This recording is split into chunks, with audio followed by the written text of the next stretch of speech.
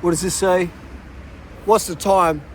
Why did I leave Australia and move to China? We're here in Xiamen, China. Amazing place. I would say this is probably, in my opinion, the best city in China. Xiamen. You got amazing cycling. We're doing a ride tomorrow with Joe from China Cycling, Panda Podium. We're going to go in the mountains. There's a lot of vegan places here. The fruit is off the hook here. You get some of the best durian in the world, some of the best mangoes. It is really, really good fruit here. And it's a great place if you like being lean. It's really a good place to be. It's very hot though, so it is quite sunny. So good place if you've got short hair, you can rock it. Keep your scalp cool here. Hat is good as well for a bit of sun protection on the eyes. But I didn't move to China. I'm just here on a trip, and it's been great. It's just China is an amazing place. I've always wanted to come here forever, just because I enjoy Asian culture and the Buddhist and the vegan, and the fruit and the cycling here. Is just, in Asia, it's very established. But you feel safe here, man. You can walk there's just safety, man. Safety. I'm one of the fastest men on the planet. There's not many men on the planet who could beat me in a running race. There's not many. I mean, obviously you got your full trained, competitive top tier runners, obviously, but I'm faster than 99.99% of men on the planet living right now. I'm just insanely fast runner. So I feel safe in that I can outrun people or run and catch people, etc. Like, there's no thug out there that could outrun me in a chase. I could boom, trip them and go from there. And there's no one who could catch me in a running race. There's no one out there like that. So in that aspect, I feel safe being in Australia or UK or America, etc. I can't outrun a bullet though. But and fighting, I'm a trained fighter. So, but I come here and there's just, your guard's just down, bro. All right? There's just no youth crime. There's no gangs of certain races or religions or whatever. Like, just they come from behind, they're in gangs or whatever, or they come from behind. There's none of those types here. Okay, well, I've never encountered any. So in Asia, you just feel, I feel super, super safe here in China, especially in China. I did a story the other day where the bicycle light got stolen at the mall, getting some vegan food, just walking around. Went to the DJI, the drone brand, DJI. They got $3,000 drones just sitting there on the display shelf, just sitting there. No beepers, no tags, no one's stealing. It's crazy. And so we just checking new drones and stuff. A couple of hours in dinner in the mall, cruising around, vlogging, and came outside and one of the lights was stolen off the bikes, the Nog that Trav gave me from Nog. Thanks, Trav. And I was like, okay, the light's gone. So we rode off, and I thought, hey, let's go back, because maybe they stashed the light. Maybe just stashed it.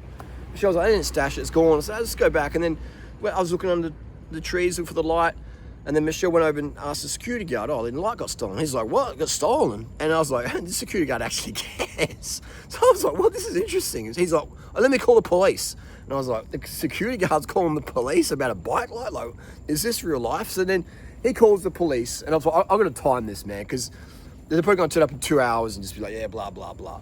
11 minutes later, 11 minutes, they were there. A van, 2 cops come out. What was that? What was that? Was that a bird or something then? Or was I just hallucinating from too much durian? Anyway, so 11 minutes later, the cops come, the flashes, the lights flashing, park the car, come out. I saw your light, like concerned. And then we went back to this police station. It was like just across the road, underground, mega TV screens, like you see in the movies, man. Like you see in the movies. I pulled my camera out to film it. He goes, no filming, sorry, mate, no filming. I was like, okay, cool. And it's just like all these screens. You got this police lady there. She's just on it, mate. She brings up the CCTV, just screens through it. Two and a half hours of footage. She just blitzes through it. There's the guy. Boom. She's on the phone. The other cop's like, yep, got it. And so I have to go. And then there's like, they WeChat us the location, the police station, to go make a report. And 24 hours later, they got the dude, they got the light back. And then the cops fully charged the light. Like, what the fuck? And the dude's in prison right now for 7 days for stealing the bicycle light that we got back. You know what I mean? Like, they don't fuck around here. They fuck around. So, it's amazing. This is crazy. This is crazy, man. So people, what do you think of that? Do you think we live in this bad society where all these cameras and stuff are everywhere, and it's, or do you think it's good? Like, for me, I think it's good. Like, I would only have objection to all the cameras and stuff everywhere if I was doing something dodgy, then I'd have an objection to that, wouldn't I? So I think it's a good setup because you come here and girls can walk around. It's a bit like Thailand. It's just, you have safety. And generally if you have problems in Thailand, it's not from locals, it's from, other tourists, etc. But overall here in China, man, it is tight. They run a fucking tight ship here. And when we were at the hotel, 2 hotel staff came, well, getting a meal, and they said, "Oh, the police are looking for you. You know that? Like, is everything okay?" Yeah, no worries, mate. And then someone knocked on the door. "Hey, mate, police are looking for you guys. You everything's all right? You get some property stolen? Is everything okay?" Just the customer service was just off the charts. Really, really good. So that's China. That's my experience in China. Yes, they still use cash here. It's like, and I feel very free here. Like I'm running red lights. I don't stop at red lights. If you respectfully break the traffic rules, it's okay. Okay, just break rules respectfully, versus just with no regard for other people's safety. So it's very, very chill here. Had no problems at all. Had one bus like cut in a bit. Maybe just didn't realize how fast roadblocks could go. So I was like, yeah. So if some of the drivers here are just maybe a bit ignorant to how fast you can go on a bike, so they're a bit just like not trying to cause any dramas. I didn't feel any dramas here, but it's an interesting place. Glad I came.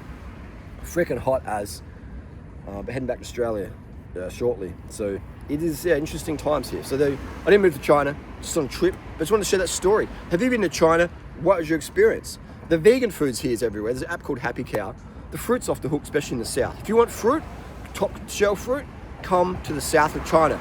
Guangdong, Xiamen, Fujian, Putian, places like that. Do you need to speak any Chinese? Do you speak any Asian? I don't speak any Chinese other than Ni Hao Ma and Xie. That's all I speak, but it's no worries. But I've got my translator here as well, so that's very, very handy. But you don't even need that. If you've got a translator, it's definitely a bonus, but you don't need that, obviously. You can come here as a mute and still be fine, okay? And there's got a payment system here called WeChat. They pay everything in WeChat. It's freaking hot, man. The sun's just come out. It's been raining. Oh, it's hot.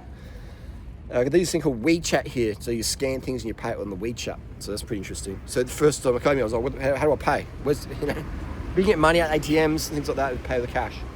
Great setup here in China. I would say come to Xiamen. If you like fruit, Xiamen's got it on.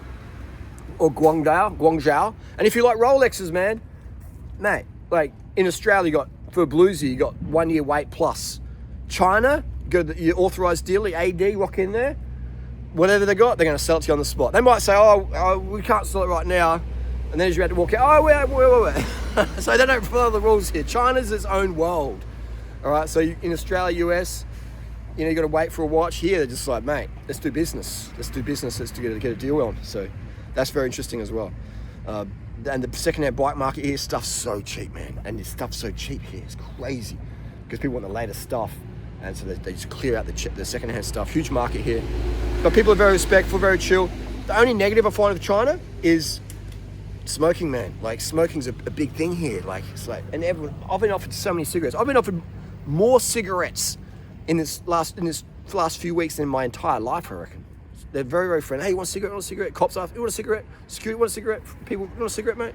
I was like, nah, it's all good, preach, but So it's a very interesting place like that. So that's the only negative is cigarettes here are quite normalized. People don't understand the health consequences. So if you're, it's unfortunate because the Chinese people here have been so friendly towards us and to myself especially. And you see them smoking, it's like, God, how do you educate them? Because they don't speak any English, they don't speak any Mandarin or Cantonese. So yeah, smoking thing, I think the government needs to, if I had one critique of the Chinese government, it would be the cigarettes. Let's get rid of cigarettes. Like in Thailand, they're really doing a good job with that. But in China, I don't see any health warnings about cigarettes, which is unfortunate. So I think China could be doing better with that, with the cigarette thing. But otherwise, there's so much bicycles here. Let me take for a little walk. There's so much bicycle culture here. They got really good recycling. And like, where's the trash? Where's the trash, bro? Well, I haven't seen a single broken bottle on the road. I haven't had a single flat tire here, So you have like all these, like this dude in the neon here, just always inspecting stuff, keeping things tight. So it's just, you come to the airports here and there's vegan food everywhere, all right? You just want rice, you want soy sauce, you get it. You want sugar, you got it. Amazing place. Air quality, pretty good. Hot, man, it's freaking hot. It's August here, it's freaking hot as heck. So if you don't like the heat, then China's not a good place to come in August, June, July. But otherwise, great times here. And I rate China as a destination. And there's not many Westerners here, man. I'm the only Westerner I've seen, apart from Joe here in Xiamen. I've only seen probably in the last Actually, I met Chris the other day on a bike. He's a German guy from bike touring. Met him, but otherwise, it's hardly anyone here from the Western nations, like white people. But yes, it's great. Anyway, that's to do. And watermelons here off the charts. China, man. China is the future of how the world's going, good and bad, but mostly good. With the technologies here, the e-cars, man. It's like so many cars here. Most of the cars here are electronic. Tesla's everywhere. I was like, hey, there must be a Tesla factory here. Yeah, there's a Tesla factory here. And there's another brand called BYD. It's even more popular than Tesla. But the tech here is off the charts. But I just can't believe that bike light story. That's a story forever.